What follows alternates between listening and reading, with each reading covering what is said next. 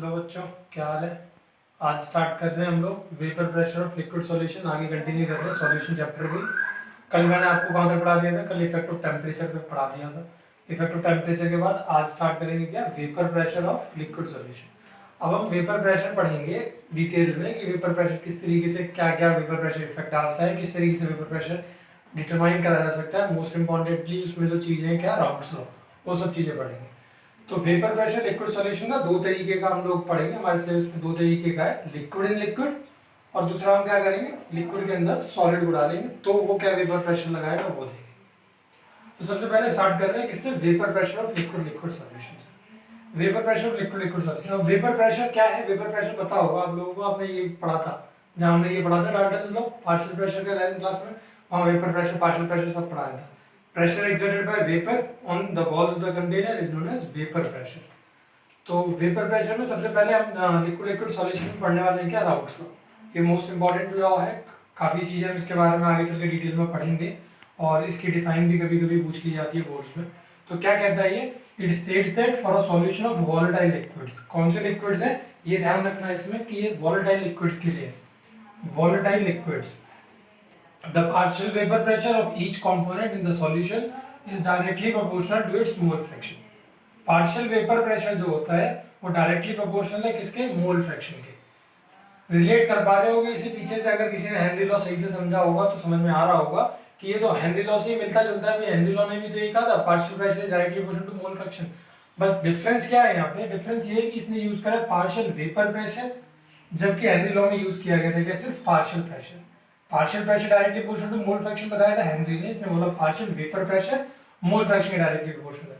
दूसरी बात क्या डिफरेंस रखता है ये, इसमें वोलेटाइल लिक्विड्स मेंशन्ड है, वहां पे वोलेटाइल लिक्विड की बात नहीं की गई थी हेनरी लॉ में। और भी बताएंगे आगे चल के, हम एक और हेडिंग डालेंगे Raoult's law as special case of Henry law, वहां और डिफरेंस बताऊंगा मैं चल के। यहाँ पे हम दो कंपोनेंट कंसीडर कर रहे हैं। फॉर कंपोनेंट 1 हमने ये देखा, अकॉर्डिंग टू दिस लॉ क्या हो जाएगा, कंपोनेंट 1 के लिए मोल फ्रैक्शन क्या है x1, तो उसका जो पार्शियल प्रेशर है वो डायरेक्टली प्रोपोर्शनल हो जाएगा x1 के। यहाँ पे जब हम डायरेक्टली प्रोपोर्शनल का साइन हटाते हैं तो क्या आ जाता है, P1 नॉट आता है। वहां पे हम लोग क्या लगाते थे, डायरेक्टली प्रोपोर्शनल साइन हटा के कांस्टेंट लगाते थे KH, जिसे हम हेनरी कांस्टेंट बोलते हैं। यहाँ नहीं आएगा, यहाँ पे क्या आएगा, यहाँ राउल्ट्स लॉ है, तो राउल्ट्स लॉ ने क्या बोला, डायरेक्टली प्रोपोर्शनल साइन हटेगा तो कांस्टेंट आएगा P1 नॉट। P1 नॉट क्या है एक्चुअली, P1 नॉट है वेपर प्रेशर का प्योर कंपोनेंट फर्स्ट का। यानी कि जब ये कंपोनेंट 1 और कंपोनेंट 2 हमने मिक्स करे हैं, मिक्स करने से पहले कंपोनेंट 1 जब अपने प्योर स्टेट में था तो वो कितना वेपर प्रेशर लगा रहा था, वो है P1 नॉट। और P1 क्या है, जब वो पार्शियल वेपर प्रेशर जब कंपोनेंट 2 के साथ मिक्स होके जो भी लगा रहा है अब कंटेनर, तो P1 is directly proportional to x1, हटाओगे तो क्या आ जाएगा, P1 नॉट आ जाएगा। ये है तीसरा डिफरेंस हेनरी लॉ और राउल्ट्स लॉ के बीच में। सिमिलरली इसी तरीके से हम P2 के लिए भी लिख सकते हैं। P2 क्या हो जाएगा, P2 is equals to P2 not x2। P2 not क्या है, यहाँ पे वेपर प्रेशर है किसका, प्योर कंपोनेंट 2 का, of pure component, pure component 2। अब डाल्टन्स लॉ पार्शियल प्रेशर पढ़ाता है 11th क्लास में, हो गया कहता था कि पार्शियल अगर टोटल प्रेशर निकालना है तो टोटल प्रेशर कैसे निकालते हो, कि जितने भी कंपोनेंट है, वहां हम गैसेस की बात करते थे, यहाँ कंपोनेंट की बात कर रहे हैं सॉल्यूशन है, तो जितने भी कंपोनेंट हैं सबके पार्शियल प्रेशर को ऐड ऑन कर दो। हमारे पास कितने कंपोनेंट है, दो, दोनों के पार्शियल प्रेशर को मैं क्या कर दूंगा, ऐड ऑन कर दूंगा, तो मेरे पास क्या आ जाएगा, टोटल प्रेशर आ जाएगा। Total pressure is equals to P1 की जगह पे क्या लिख देंगे, यहाँ से जो P1 का एक्सप्रेशन है P1 नॉट x1, P2 की जगह पे क्या लिख देंगे, जो P2 का एक्सप्रेशन है ये रहा P2 नॉट x2। उसके बाद में कल परसों जब मैंने आपको मोल फ्रैक्शन पढ़ाया था तो उसमें बताया था कि अगर दो कंपोनेंट होते हैं तो दोनों का मोल फ्रैक्शन अगर आपने x1 फाइंड आउट कर लिया है तो आप x2 कैसे निकाल सकते हो, 1 में से x1 को माइनस कर सकते हो, इस तरीके से x2 निकाल सकते हो, बताया था ये। या फिर x1 निकालना है तो x1 कैसे निकाल सकते हो, 1 में से x2 को माइनस कर सकते हो, ये काम कर सकते हो। तो वही मैंने यहाँ पे करा है, मैंने क्या करा है, x1 की जगह पे 1 माइनस x2 लिख दिया, क्योंकि मेरे पास दो ही कंपोनेंट है, दोनों कंपोनेंट का मोल फ्रैक्शन करोगे का सम निकालोगे तो 1 ही आएगा।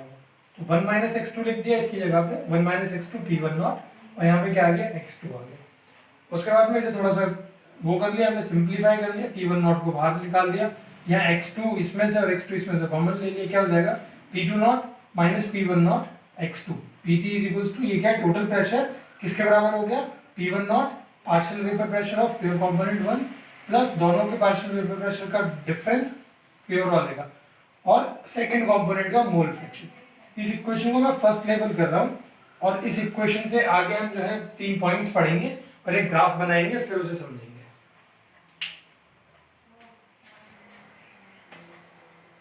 हाँ, तो ये फर्स्ट इक्वेशन है हमारी जो अभी हमने बनाई थी। Pt is equal to P1 not plus P2 not minus P1 not x2, first equation जो अभी पीछे लेवल करी थी। अब इस इक्वेशन से ये 3 चीजें हम कंक्लूड कर रहे हैं। ये क्या 3 चीजें हम कंक्लूड कर रहे हैं और कैसे कंक्लूड कर रहे हैं और ये क्या ग्राफ है, ये मैं आपको समझाने वाला हूँ। सबसे पहला पॉइंट है, total vapour pressure over the solution can be related to the mole fraction of any one of the component. Total vapour pressure जो है उसे आप क्या कर सकते हो, किसी एक कंपोनेंट के मोल फ्रैक्शन से रिलेट कर पा रहे हैं इस इक्वेशन की हेल्प से। ये इस इक्वेशन से हम कंक्लूड कर रहे हैं। ये क्लियरली दिख भी रहा है कि टोटल ये रहा प्रेशर, इसे हम किससे रिलेट कर रहे हैं, हमने एक कंपोनेंट के मोल फ्रैक्शन से कर रहा है। इस एक्सप्रेशन में दोनों कंपोनेंट के मोल फ्रैक्शन नहीं है, एक ही कंपोनेंट का मोल फ्रैक्शन है। ये पॉइंट हमने पहले देखा है कि टोटल वेपर प्रेशर क्या कर सकते हैं, हम रिलेट कर सकते हैं उसे किसी एक कंपोनेंट के मोल फ्रैक्शन से। x2 से करें, यहाँ पे x1 से भी कर सकते थे। अगर हम पीछे जो बनाई थी इक्वेशन उसमें x2 की जगह x1 भी रिप्लेस कर सकते थे। दूसरा पॉइंट क्या कह रहा है, total vapour pressure over the solution varies linearly with the mole fraction of component 2। Total vapour pressure जो है वो लीनियरली वेरी कर रहा है मोल फ्रैक्शन के किसके साथ, मोल फ्रैक्शन के साथ में, कंपोनेंट 2 के साथ में। ये बात और अच्छे से समझ में आएगी जब मैं यहाँ ग्राफ से समझाऊंगा। फिलहाल तो मैं इक्वेशन से बताता हूँ इसे। क्या कह रहा है इसमें कि ये x2 की वैल्यू है। x2 की वैल्यू अगर मैं क्या करता चला जाता हूँ, बढ़ाता चला जाता हूँ, तो क्या pt की वैल्यू भी बढ़ेगी? बिल्कुल बढ़ेगी। ये सपोज करके चलो फिलहाल के लिए कि p1 नॉट और p2 नॉट की वैल्यू सेम है, सॉरी सेम नहीं मतलब कांस्टेंट है, चेंज नहीं हो रही है। सपोज करो p1 नॉट मैंने बोला कितना है, 3 मान लेते हैं इसे, ठीक है, और प्लस p2 नॉट को मान लेते हैं 5। 5 में से 3 माइनस करा और x2 की वैल्यू इनिशियली मैं मान के चल रहा हूँ कि सपोज करो कितना है, 0.2 है, ठीक है। तो इसे सॉल्व आउट करोगे तो pt कितना आएगा हमारे पास में, 3 प्लस 2 इंटू 0.2 करेंगे तो 0.4 हो जाएगा, 3.4 आई वैल्यू pt की। अब मैं क्या कह रहा हूँ कि लीनियरली वेरी करके दिखा रहे हैं ना हम लोग, तो इसे बढ़ा देते हैं। इसे मैं सपोज करो 0.2 की जगह 0.4 कर देता हूँ। अब ये 0.4 करने से यहाँ पे क्या हो जाएगा, 3, अब 5 माइनस 3 2 होगा, तो यहाँ पे क्या आ जाएगा 3 प्लस 0.8, तो क्या आ जाएगी वैल्यू 3.8। बढ़ गया ना टोटल प्रेशर। कब बढ़ा, जब मैंने x2 की वैल्यू बढ़ाई। तो यानी कि जैसे जैसे मैं x2 की वैल्यू बढ़ाता चला जाऊंगा ये बढ़ता चला जाएगा, घटाता चला जाऊंगा तो घटता चला जाएगा। 0.4 से 0.2 कर दूं तो 3.8 से 3.4 हो जाएगा। तो इसी सेकंड एक्सप्रेशन में यही कहा गया कि टोटल वेपर प्रेशर जो है वो लीनियरली वेरी करेगा कंपोनेंट 2 के मोल फ्रैक्शन के साथ में। समझ में आ गया होगा, सेकंड पॉइंट भी आसान है। थर्ड पॉइंट में क्या कह रहा है, थर्ड पॉइंट में कह रहा है depending on the vapour pressure of pure component 1 and 2। Pure component 1 और 2 के वेपर प्रेशर की बात कर रहा है। इसका मतलब किसकी बात कर रही है, P1 नॉट और P2 नॉट, यही तो है ना प्योर के। Total vapour pressure of the solution decreases और increases. Total vapour pressure solution का जो है वो डिक्रीज भी कर सकता है, इंक्रीज भी कर सकता है। डिपेंड किसके साथ में, क्या करने पे होगा ऐसा, with increase in the mole fraction of the component. अगर आप मोल फ्रैक्शन कंपोनेंट का क्या करते हो, इंक्रीज कर देते हो, ये वाला इसका मोल फ्रैक्शन को, इस कंपोनेंट के मोल फ्रैक्शन को अगर मैं इंक्रीज कर देता हूं तो क्या हो सकता है, ये वेपर प्रेशर, ये वाला जो टोटल वेपर प्रेशर है ये इंक्रीज भी हो सकता है, डिक्रीज भी हो सकता है। इस चीज को कैसे समझेंगे, इस चीज को समझने के लिए P1 नॉट और P2 नॉट की वैल्यू के हिसाब से समझ लीजिए। P2 नॉट में से P1 नॉट में कुछ सब्ट्रैक्ट कर रहा हूँ, सब्ट्रैक्ट करके टोटल वेपर प्रेशर पे किस तरीके से वो इफेक्ट डालेगा। सपोज करो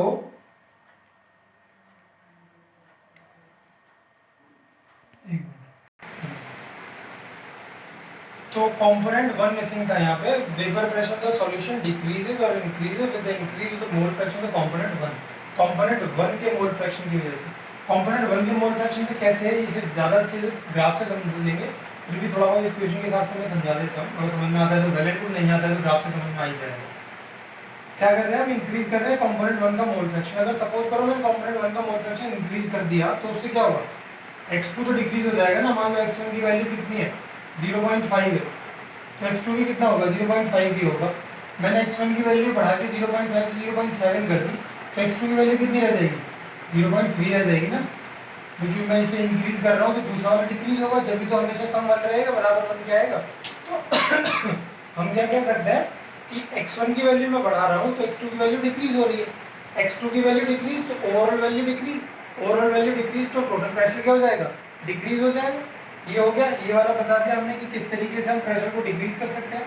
बात है इंक्रीज करने की, तो इंक्रीज कैसे कर सकता हूँ मैं, P1 नॉट की वैल्यू बढ़ा देता हूँ, P1 नॉट की वैल्यू बढ़ा देता हूँ। ऑब्वियसली P1 नॉट की वैल्यू बढ़ेगी ही, क्यों, क्योंकि P1 नॉट किसके बराबर है, P1 नॉट बराबर है, सॉरी P1 किसके बराबर है, P1 नॉट x1 के बराबर है। तो मैं x1 की वैल्यू बढ़ा रहा हूँ तो P1 नॉट की वैल्यू भी बढ़ेगी।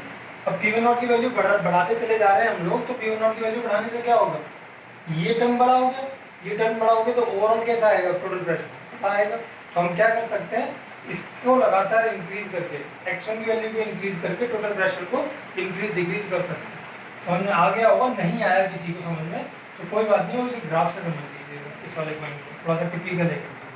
ये ग्राफ क्या कहता है, इस ग्राफ पे फोकस करो। ये ग्राफ मैंने प्लॉट करा है किस किस के बीच में, वेपर प्रेशर के बीच में और मोल फ्रैक्शन के बीच में। कौन से कंपोनेंट का मोल फ्रैक्शन प्लॉट करा है मैंने, यहाँ पे x2 का प्लॉट करा है। x2 की वैल्यू इनिशियली 0 है और x2 की वैल्यू यहाँ पे जाके क्या हो गई है, 1 हो गई है। x1 की वैल्यू यहाँ पे 1 है और x1 की वैल्यू यहाँ पे जाके क्या हो गई, हो जाएगी ऑब्वियसली 0 हो जाएगी, जब ये 1 हो चुका है और ये यहाँ पे 0 है तो ये ऑब्वियसली 1 होगा। तो इस तरफ जा रहे हैं तो x2 की वैल्यू तो बढ़ रही है और x1 की वैल्यू घट रही है। ये है वेपर प्रेशर। अब हमें पता है कि P1 का एक्सप्रेशन क्या है, P1 है P1 नॉट x1 के बराबर। अब x1 देखो यहाँ पे 0 है तो यहाँ पे P1 क्या हो जाएगा 0, x1 की वैल्यू इधर आ रहे हैं तो बढ़ती चली जा रही है, तो P1 की वैल्यू बढ़ती चली जाएगी। और P1 नॉट क्या होता है, P1 नॉट होता है प्योर, चलिए वेपर प्रेशर, जो कि मैक्सिमम वैल्यू है। तो जब x1 1 के बराबर हो जाता है तो P1 किसके बराबर हो जाएगा, देखो यहाँ पे एक्सप्रेशन क्या कहता है, P1 is equal to P1 not x1। अगर x1 की जगह में क्या सब्स्टिट्यूट कर दूं, 1 सब्स्टिट्यूट कर दूं तो P1 किसके बराबर आ जाएगा, P1 नॉट के बराबर आ जाएगा। तो यहाँ पे ये रहा P1, ये P1 नॉट, P1 किसके बराबर आ चुका है, यहाँ पे P1 नॉट के बराबर आ चुका है। ये समझ लिया हमने फर्स्ट के लिए। दूसरे वाले के लिए क्या कहानी है, दूसरे वाले में, सेकंड वाले में x2 यहाँ पे 0 है तो P2 की वैल्यू यहाँ पे 0 है। जैसे जैसे हम इसको बढ़ाते चले जाएंगे ये वैल्यू बढ़ती चली जा रही है। जैसे अभी P1 के लिए बताया वैसे P2 के लिए ये वैल्यू बढ़ती चली जाएगी, बढ़ती चली जाएगी। x2 की वैल्यू 1 हो जाएगी तो P2 की वैल्यू क्या हो जाएगी, मैक्सिमम हो जाएगी उस पॉइंट पे। वो उसे तो हम किससे डिनोट कर रहे हैं, प्योर वेपर प्रेशर बोल रहे हैं, कंपोनेंट हुआ P2 नॉट। ये नीचे क्यों है, ये ऊपर क्यों है, क्योंकि हम अज्यूम करके चल रहे हैं कि जो प्योर कंपोनेंट है 1 और 2, पहले वाले का वेपर प्रेशर कम होगा और दूसरे वाले का ज़्यादा होगा। ये हम अज्यूम करके चल रहे हैं, मान के चल रहे हैं इस चीज़ को, वही हम यहाँ पे दिखा पा रहे हैं। अब हमने अभी पीछे डाल्टन्स लॉ से समझाया था कि टोटल वेपर प्रेशर क्या होता है, P2 is equal to P1 plus P2। तो यहाँ से P1 की वैल्यू और ये P2 की वैल्यू हमने क्या कर दिया, ये रहा partial vapour pressure, total vapour pressure P2 is equal to P1 plus P2। अभी हमने पीछे बताया था, ये यहाँ पे भी बताया था कि टोटल वेपर प्रेशर जो है वो किस पे डिपेंड करता है, सॉल्यूशन का मोल फ्रैक्शन पर डिपेंड करता है किसी एक कंपोनेंट पे। देखो x2 की वैल्यू यहाँ से लगातार बढ़ रही है, जो मैंने अभी इक्वेशन से बताया था, x2 की वैल्यू यहाँ से लगातार बढ़ रही है तो Pt की वैल्यू भी क्या होती चली जा रही है, बढ़ती चली जा रही है। इधर से इधर आ जाओ, x2 की वैल्यू क्या होती चली जा रही है, घटती चली जा रही है, तो Pt की वैल्यू भी क्या होती चली जा रही है, इधर आ गई तो डिक्रीज होती चली जा रही है। पहला पॉइंट जस्टिफाइड हो चुका है। टोटल वेपर प्रेशर और सॉल्यूशन वेरीज लीनियरली, ये वाला भी पॉइंट इसी से मैच कर सकते हो। टोटल वेपर प्रेशर क्या कर रहा है, लीनियरली वेरी कर रहा है। इसने बोला था किसी एक कंपोनेंट पर डिपेंड कर रहा है, हमने कंपोनेंट पर डिपेंड करके भी दिखा दिया। हमने ये भी दिखा दिया कि हाँ लीनियरली भी वेरी कर रहा है, ये लगातार मोल फ्रैक्शन इंक्रीज हो रहा है तो टोटल प्रेशर की वैल्यू इंक्रीज होती चली जा रही है। और ये वाला पॉइंट तो अभी जस्टिफाई करके दिखाया ही है मैंने।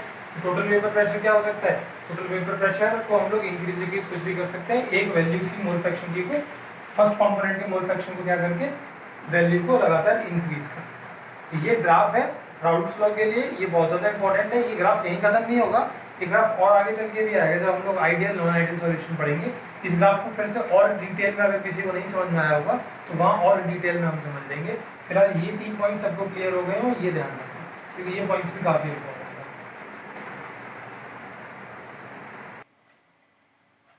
चलो भाई, तो आगे स्टार्ट कर रहे हैं Raoult's law as a special case of Henry law. हालांकि इस हेडिंग का जो मेजर पार्ट है वो मैंने पीछे ही समझा दिया आप लोगों को, पर फिर भी एस बुक में हेडिंग के पहले तो करा देता हूँ कवर। राउल्ट्स लॉ क्या था, P1 equal to P1 not x1 था ना। हेनरी लॉ क्या था, P1 या P मान लो खाली, P1 is equal to P is equal to KHX, ये था। फर्स्ट कंपोनेंट की बात करेंगे तो P1 is equal to KHX1 ऐसे लिख सकते हैं इसे, ये था हेनरी लॉ, कल पढ़ाया था। तो अभी मैंने बताया था कि what were the differences between the Raoult's law and the Henry law, वो आप पीछे दोबारा जाके देख सकते हो अगर किसी को कोई कंफ्यूजन रह गई हो तो। यहाँ पे सिर्फ एक चीज मैं बताना चाहता हूँ कि राउल्स लॉ और हेनरी लॉ कब सेम हो जाएंगे, अगर मैं P1 नॉट और KH को क्या कर दूं, बराबर कर दूं। तो वही मैं यहाँ पे कह रहा हूँ, if P1 not is equal to KH, अगर P1 नॉट और KH बराबर हो जाए तो यहाँ KH लिख लो, यहाँ P1 नॉट लिख लो, ये की बात है। Then Raoult's law will become a special case of Henry law. तो राउल्स लॉ और हेनरी लॉ क्या हो जाएंगे, सेम हो जाएंगे। अगर ये दोनों सेम हो जाए तो एक्सप्रेशन सेम हो जाएंगे, लेकिन बाकी चीजों में तो डिफरेंस है ही। वहाँ हम नॉन वोलेटाइल की बात नहीं कर रहे थे हेनरी में, यहाँ हम नॉन वोलेटाइल वोलेटाइल लिक्विड्स की बात कर रहे हैं, नॉन वोलेटाइल वोलेटाइल लिक्विड्स की बात कर रहे हैं राउल्स लॉ में। यहाँ हम वोलेटाइल लिक्विड ऐसा वैसा कुछ नहीं पढ़ रहे थे हेनरी लॉ में। वो डिफरेंस पीछे जाके दोबारा चेक कर सकते हो वीडियो में। Vapour pressure of solution of solid and liquid, एक हेडिंग कवर हो गई अपनी, liquid and liquid. Vapour pressure जो आज से स्टार्ट करा था, नेक्स्ट हेडिंग है सॉलिड एंड लिक्विड, ये और खत्म कर देते हैं आज। आइडियल नॉन आइडियल सॉल्यूशंस के बाद जो शुरू होंगे वो कल से कराएंगे स्टार्ट। ये जो फिगर है, ये दोनों फिगर इसकी हैं, ये मैंने नोट्स में आपको नहीं भेजा है। मैंने वहाँ बोला था कि इसके जो नोट्स हैं वो कहाँ मिलेंगे, वीडियो में मिलेंगे। तो आप इस हेडिंग के अंदर में पहले ये लिखोगे और ये दोनों डायग्राम बनाओगे। ये इसका डायग्राम नहीं है, इसी हेडिंग के दोनों डायग्राम है, ए और बी। तो समझ लीजिए डायग्राम में क्या है, यहाँ तो वो सबको समझ में ऑटोमेटिकली आ ही जाएगा, आप डायग्राम समझ लोगे तो।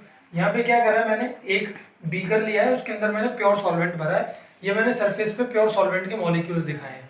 इसका मतलब ये नहीं है कि यहाँ सॉल्वेंट नहीं है, पूरे में सॉल्वेंट है, ये सब नीचे यहाँ सॉल्वेंट ही सॉल्वेंट है प्योर।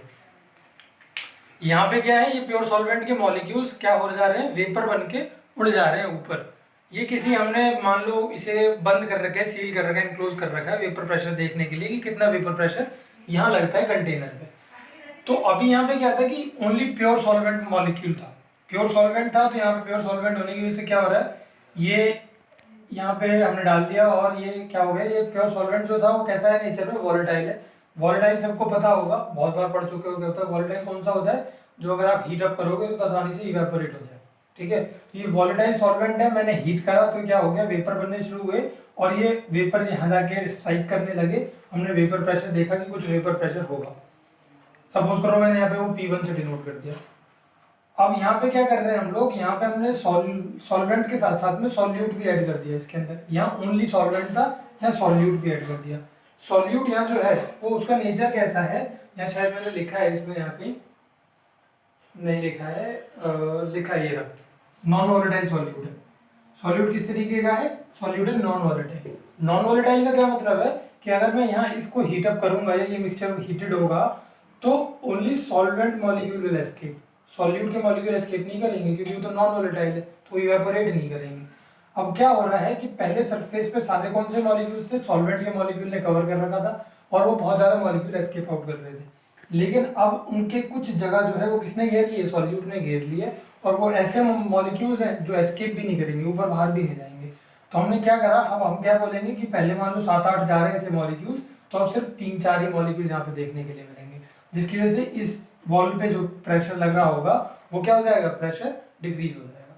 तो इन दो डायग्राम से हम ये समझाना चाहते हैं कि जब हम सॉलिड को, यहाँ हमने सॉलिड डाला है सॉल्यूट, सॉलिड को हमने लिक्विड सॉल्वेंट जो है उसके अंदर डाला तो क्या हो जाएगा, उसे डालने से उसका जो पार्शियल वेपर प्रेशर है वो डिक्रीज हो जाएगा। यहाँ पे वेपर प्रेशर अगर P1 मैं बोल रहा हूँ बहुत ज़्यादा है तो यहाँ पे P1 क्या हो जाएगी, उसकी वैल्यू डिक्रीज हो जाएगी। क्यों, क्योंकि जो मॉलिक्यूल्स पहले एस्केप आउट करके कंट्रीब्यूट कर रहे थे वेपर प्रेशर को, अब कम मॉलिक्यूल्स एस्केप कर पा रहे हैं, कम मॉलिक्यूल्स एस्केप कर रहे हैं तो क्या होगा, वेपर प्रेशर ऑटोमेटिकली डिक्रीज हो जाएगा। ये डायग्राम में मैंने ये इसके की दे दी है, ये सॉल्यूट है, ब्लू वाले से सॉल्वेंट मॉलिक्यूल रिप्रेजेंट कर रहे हैं।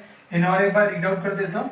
Pressure exerted by the vapour of the liquid over the liquid phase is called vapour pressure. अभी पीछे समझाया था, वेपर्स जो है लिक्विड के जो प्रेशर लगाते हैं उसको हम लोग वेपर प्रेशर बोलते हैं। As the number of solvent molecule escaping from the surface is correspondingly reduced. इस केस की बात कर रहे हैं, इस केस में नहीं, इस केस में बी वाले में क्या हो जा रहा है, जैसे कॉरस्पॉन्डिंग मॉलिक्यूल जो है वो क्या होगा, जो सॉल्वेंट मॉलिक्यूल्स हैं जो एस्केप कर रहे थे वो रिड्यूस हो जाएंगे, तो इसलिए वेपर प्रेशर क्या हो जाएगा, वो भी रिड्यूस हो जाएगी। The decrease in vapour pressure of solvent, अब वेपर प्रेशर सॉल्वेंट का डिक्रीज हुआ है वो किस पे डिपेंड करता है, depend on the quantity of non volatile solute present in the solution. जितना ज्यादा आप सॉल्यूट डाल दोगे उतना क्या हो जाएगा, वेपर प्रेशर डिक्रीज हो जाएगा। मैंने अभी सॉल्यूट कम डाला है तो इतने मॉलिक्यूल एस्केप कर रहे हैं, मैं सपोज करो और बढ़ा देता हूँ तो ये 4 भी मॉलिक्यूल एस्केप नहीं कर पाएंगे, और ज़्यादा डाल देता हूँ तो ये 2 ही रह जाएंगे, 1 ही रह जाएगा। तो वेपर प्रेशर डिक्रीज होता चला जाएगा जैसे जैसे आप क्या करते चले जाओगे, सॉल्यूट की क्वांटिटी को बढ़ाते चले जाओगे। ठीक है, ये सब कुछ था आज के लिए, इसे नोट कर लीजिएगा आगे नोट्स में। नोट्स यहाँ तक के थे, इसको आगे कॉपी में नोट करना है आपको।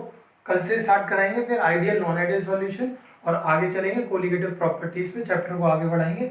और इसमें कोई भी किसी को प्रॉब्लम रही हो तो कमेंट करिएगा नीचे वीडियो के, लाइक करना वीडियो को अगर अच्छी लगी हो, शेयर भी करना, सब्सक्राइब भी करना। Tata bye bye.